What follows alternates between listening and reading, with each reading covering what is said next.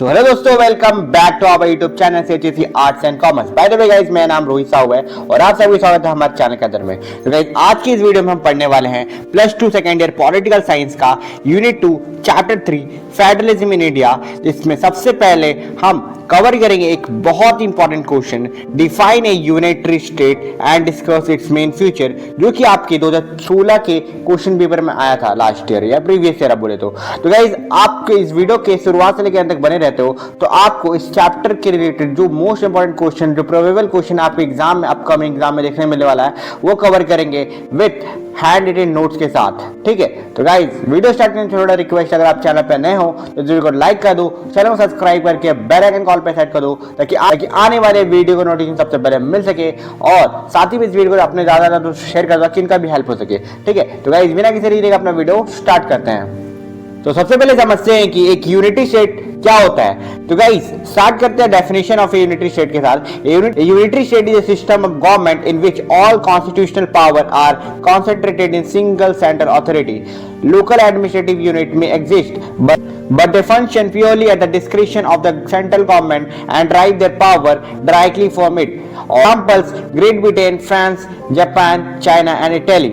तो गाइज एक unity state एक ऐसी गवर्नमेंट की सिस्टम है जहां पर सारी कॉन्स्टिट्यूशनल पावर एक ही सेंट्रल अथॉरिटी के पास कॉन्सेंट्रेटेड यानी जमा होती है। लोकल एडमिनिस्ट्रेटिव यूनिट्स चाहे हो सकते हैं, लेकिन वो सिर्फ सेंट्रल गवर्नमेंट की मर्जी पर काम करती है और अपनी सारी पावर सीधे सेंटर से ही लेती है। कुछ बढ़िया एग्जांपल इसके हैं: great Britain, France, Japan, China और इटली।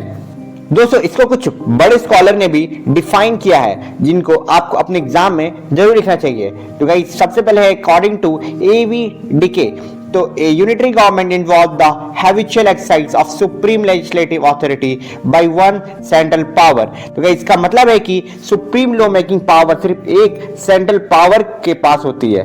ठीक है, सेकेंड गाइस है according to Herman Finer, unitary government is one which all the authority and power are lodge in single centre whose will and authority are largely omnipotent over the whole area।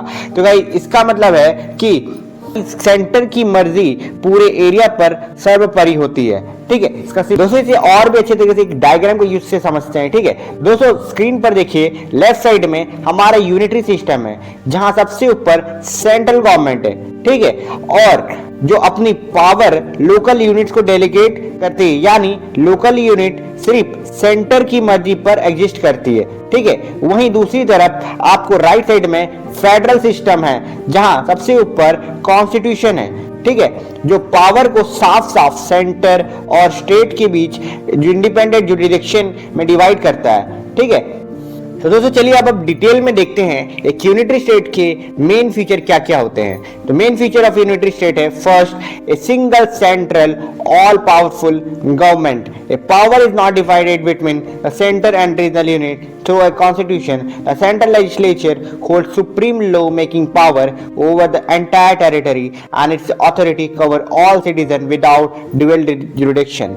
तो guys यहाँ पर ही a single central all powerful government, यहाँ centre और regional unit के बीच constitution के जरिए power divide नहीं होती है। ठीक है, सेंट्रल लेजिस्लेचर के पास पूरे टेरिटरी के लिए सुप्रीम लॉ मेकिंग पावर होती है और इसकी अथॉरिटी बिना किसी डुअल जुरिडिक्शन के सभी सिटीजन पर लागू होती है।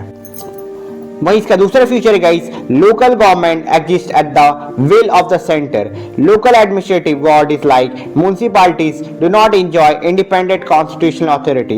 The central government create them, delegate duties and can alter, abolish them at any time. They act merely as administrative agents। तो गाइस यहाँ पर लोकल गवर्नमेंट जो आपका एग्जिस्ट करती है द विल ऑफ सेंटर। तो गाइस लोकल एडमिनिस्ट्रेटिव बॉडी जैसे municipalities के पास कोई इंडिपेंडेंट यानी आजाद कॉन्स्टिट्यूशनल अथॉरिटी नहीं होती है। सेंट्रल गवर्नमेंट इन्हें बनाता है, ड्यूटीज डेलीगेट करता है और जब चाहे इन्हें अल्टर या एबोलिश कर सकता है। यह सिर्फ एडमिनिस्ट्रेटिव एजेंट्स की तरह काम करती है। ठीक है guys, Third guys, written or unwritten constitution.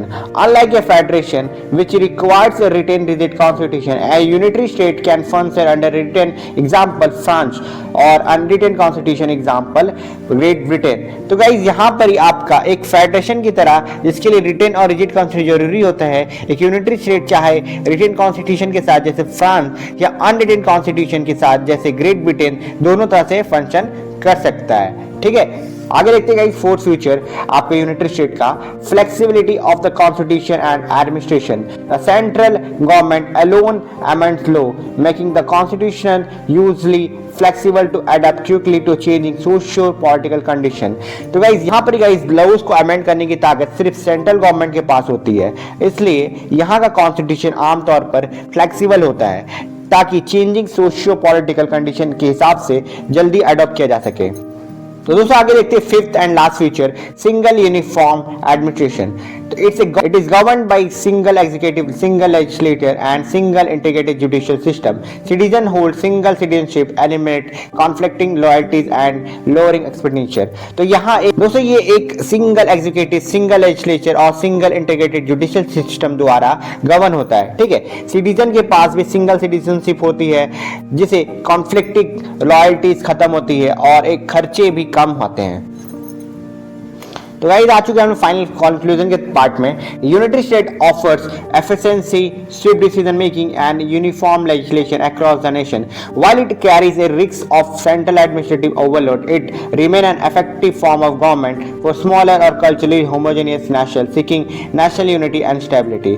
तो गाइस एक यूनिटरी स्टेट हमें एफिशिएंसी, जल्दी डिसीजन मेकिंग और देश भर में यूनिफॉर्म लेजिस्लेशन देता है। हालांकि इसमें सेंट्रल एडमिनिस्ट्रेटिव ओवरलोड का थोड़ा रिस्क होता है, फिर भी ये एक छोटे या कल्चरली होमोजेनियस नेशन के लिए नेशनल यूनिटी और स्टेबिलिटी पाने के एक बेहतरीन तरीका है। ठीक है गाइज, तो गाइज ये था हमारा पूरा एक क्वेश्चन जो कि आपके 2016 में आया था और हाई चांस है कि गाइज आपके अपकमिंग एग्जाम में पूछ सकते हैं। अगर ये क्वेश्चन आता है तो गाइज इस तरीके से आप लिखते हो तो गाइज आपका एक भी मार्क्स टीचर्स या जो चेक करने वाला एग्जामिनर है नहीं काटने वाला है। तो दोस्तों अब आते हैं अपने इस चैप्टर का सबसे बड़े और कोर क्वेश्चन पर, discuss the centralising feature of Indian federation. तो गाइस ये क्वेश्चन आपके 2018 के क्वेश्चन पेपर में पूछा गया था, तो ये भी गाइस क्वेश्चन बहुत इंपॉर्टेंट है इस चैप्टर से रिगार्डिंग।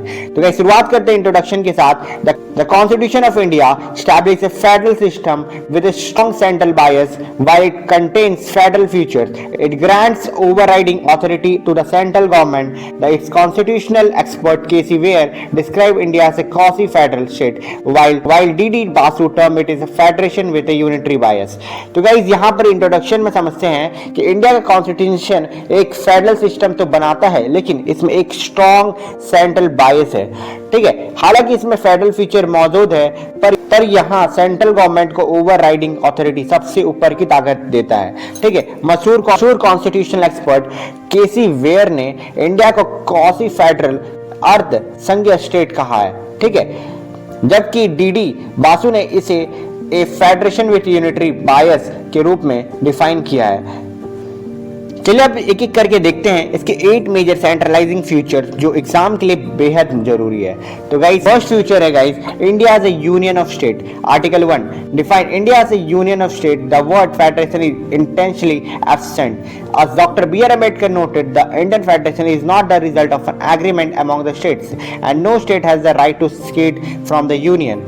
तो गाइस आर्टिकल 1 इंडिया को एक्सप्लिसिटली एक यूनियन ऑफ स्टेट कहता है। ठीक है, ध्यान दे यहाँ फेडरेशन शब्द का इस्तेमाल जानबूझकर नहीं किया गया है। जैसे कि डॉक्टर B.R. अम्बेडकर ने नोट किया था, इंडिया फेडरेशन स्टेट्स के बीच में किसी आपस के एग्रीमेंट का रिजल्ट नहीं है और किसी भी स्टेट को यह राइट नहीं है कि वो यूनियन से अलग हो सके। Second feature guys, dominance in the division of power. 7th schedule, legislative power heavily favor the center. The first union list 100 subject contain more the national subject than the state list 61 subject. In the concurrent list, central law overrides state law during the conflict. Residuary power, unlisted topics belongs exclusively to the parliament. तो guys legislative power heavy तरीके से centre के favour में झुकी हुई है। Union list में 100 subject है जो स्टेट लिस्ट 61 सब्जेक्ट के मुकाबले काफी ज्यादा नेशनल सब्जेक्ट कवर करते हैं। वहीं कॉन्करेंट लिस्ट पर अगर कॉन्फ्लिक्ट हो जाए तो स्टेट लॉ पर सेंट्रल लॉ की ओवरराइड करता है, और बाकी बची हुई रेसिडरी पावर, वो टॉपिक जो किसी लिस्ट में नहीं है, वो एक्सक्लूसिवली पार्लियामेंट के पास है। गाइस, थर्ड फीचर है destructible nature of state. Article 3, the parliament can alter state boundaries, rename state और form new state by simple majority without state consent. Hence, India is an indestructible union of destructible states. Article 3 के तहत parliament बिना state की consent के सिर्फ एक simple majority से किसी भी स्टेट की बाउंड्री चेंज कर सकती है, उसका नाम बदल सकती है या नया स्टेट बना सकती है। इसलिए कहा जाता है कि इंडिया एक indestructible union of destructible states है। Fourth feature, guys, governors and agent of the center. The governor is appointed by the president and hold office during the pleasure of president, acting as the center representative. The governor ensures central oversight over state administration. तो guys, यहाँ पर state का जो governor होते हैं president द्वारा appoint किए जाते हैं और वह प्लेजर ऑफ द प्रेसिडेंट तक ऑफिस होल्ड करता है। सेंटर के रिप्रेजेंटेटिव के तौर पर काम करते हुए गवर्नर स्टेट एडमिनिस्ट्रेशन पर पूरी सेंट्रल ओवरसाइट निगरानी बनाए रखता है। ठीक है दोस्तों, फिफ्थ सेंट्रलाइजिंग फीचर है emergency provision. Article 352, 356 and 360। During extraordinary circumstances the federal structure transform into a unitary system. First है guys national emergency, article 352, parliament legislate on state list subject. Second है guys president rule, article 356, the central directly take over the state administration. Third है guys financial emergency, article 360, central direction govern state finances. तो guys extraordinary situation यानी emergency के दौरान हमारा पूरा federal structure एकदम unitary system में कन्वर्ट हो जाता है। ठीक है, नेशनल इमरजेंसी जो कि आर्टिकल 350 था, पार्लियामेंट स्टेट लिस्ट के सब्जेक्ट पर ही कानून बना सकती है। प्रेसिडेंट रूल, आर्टिकल 356 में सेंट्रल सीधे स्टेट एडमिनिस्ट्रेशन को अपने कंट्रोल में ले लेता है। वहीं फाइनेंशियल इमरजेंसी में स्टेट की फाइनेंस पर भी सेंट्रल डायरेक्शन लागू हो जाता है।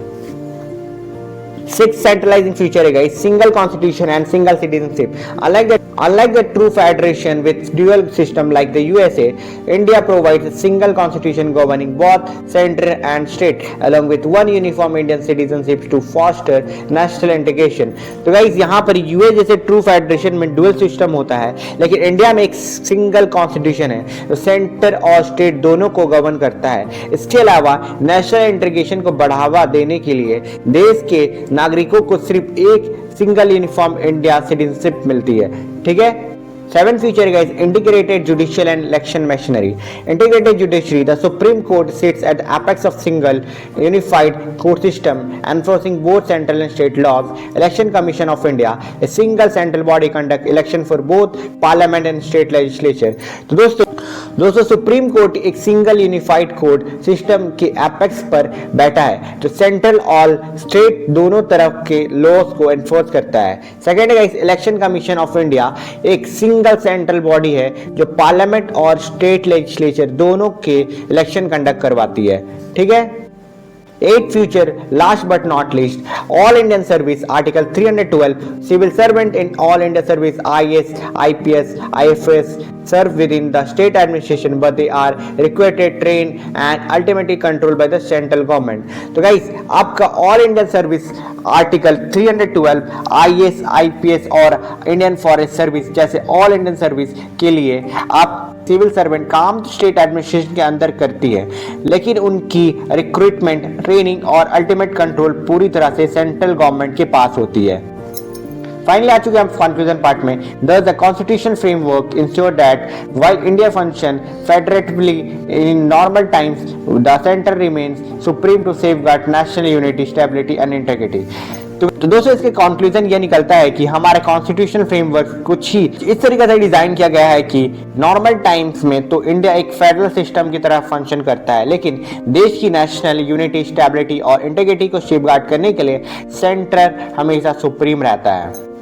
दोस्तों यह था हमारा आज का इंपॉर्टेंट टॉपिक, जिसमें हमने यूनिटरी स्टेट और इंडियन फेडरेशन के सेंट्रलाइजिंग फीचर्स को डिटेल में समझा। अगर आपको यह वीडियो अच्छी लगी और इससे कुछ नया सीखने को मिला तो इस वीडियो को एक लाइक जरूर करें, अपने दोस्तों के साथ शेयर करें और ऐसी एजुकेशनल वीडियो के लिए हमारे चैनल को सब्सक्राइब करके बेल आइकन कॉल पर सेट कर दे, ताकि आने वाले वीडियो को नोटिफिकेशन सबसे पहले मिल सके। और अगर आपको भी कोई छोटा सा डाउट है या सवाल है तो आप नीचे कमेंट बॉक्स में जरूर से पूछ सकते हैं, मैं आपको रिप्लाई जरूर से करूंगा। और दोस्तों अगर आप भी अपने बोर्ड एग्जाम की प्रिपरेशन कर रहे हो तो एंड स्क्रीन में आपको प्लेलिस्ट या कोर्स मिल रहा होगा, आप उसे फुल चेकआउट कर सकते हो, ताकि आप स्टेप बाय स्टेप पूरे चैप्टर्स को अच्छी तरह समझ सके और फुल मार्क्स सिक्योर कर पाए अपने एग्जाम के अंदर में। आए और डिस्क्रिप्शन में टेलीग्राम का लिंक होगा, तो जरूर से ज्वाइन करें ताकि आपको इस चैप्टर का पीडीएफ नोट्स मिल सके। तो इसके बाद मिलते किसी और वीडियो में, तो जय हिंद, जय भारत, वंदे मातरम।